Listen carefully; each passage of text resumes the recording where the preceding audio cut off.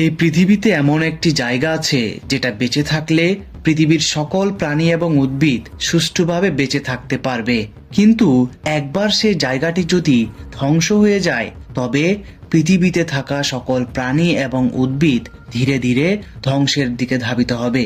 আর সেই জায়গাটির নাম হলো অ্যামাজন জঙ্গল।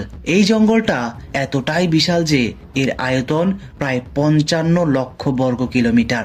মানে হলো যদি পুরো বাংলাদেশকে টানা 37 বার পাশাপাশি বসানো হয় তবুও অ্যামাজন জঙ্গলের প্রায় অনেক জায়গা ফাঁকা থাকবে। শুধু বাংলাদেশ নয়, পুরো ভারতকে অ্যামাজন জঙ্গলের মধ্যে পাশাপাশি 2 বার বসানো সম্ভব। এমনকি পুরো ইউরোপের প্রায় অর্ধেক জায়গা দখল করে নিতে পারে এই একটি মাত্র জঙ্গল। এই অ্যামাজন জঙ্গল কোনো দেশের একক সম্পত্তি নয়, বরং এটি ছড়িয়ে আছে 9টি দেশের ভেতর।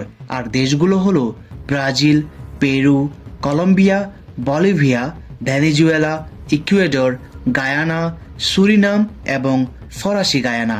এই জঙ্গল এতটাই গহীন, যদি কোনো একটি মানুষকে এই জঙ্গলের একদম মাঝখানে একা ছেড়ে দেওয়া হয় তবে ওই মানুষটির এই জঙ্গল থেকে বাইরে বেরিয়ে আসতে 1 বছরেরও বেশি সময়ের প্রয়োজন হবে।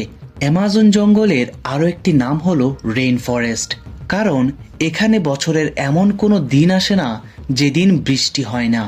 অর্থাৎ এই জঙ্গলে প্রায় প্রতিদিনই বৃষ্টি হয়। আর এই জঙ্গলে বৃষ্টি কোনো ঋতু নয়, বরং এটি প্রতিদিনকার একটি স্বাভাবিক ঘটনা। সবচেয়ে অবাক করা বিষয় হলো অ্যামাজন জঙ্গল এতটাই ঘন যে এখানে গাছপালার উপর বৃষ্টি পড়ার 10 মিনিট পর সেই বৃষ্টি মাটিকে স্পর্শ করে।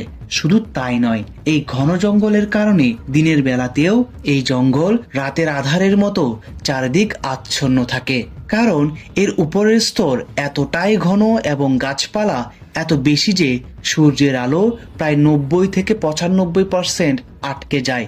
ফলে নিচের মাটিতে আলো পৌঁছায় খুব অল্প, যার কারণে দিনের বেলাতেও পরিবেশ থাকে প্রায় অন্ধকার।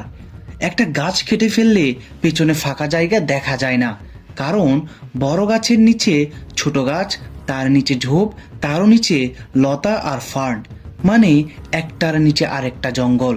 এই জন্য অ্যামাজনে 1 মিটার সামনে কি আছে অনেক সময় সেটাও দেখা যায় না।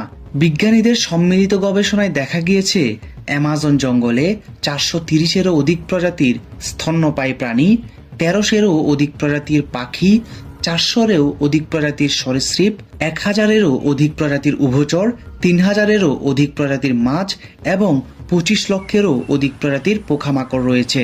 মানে হলো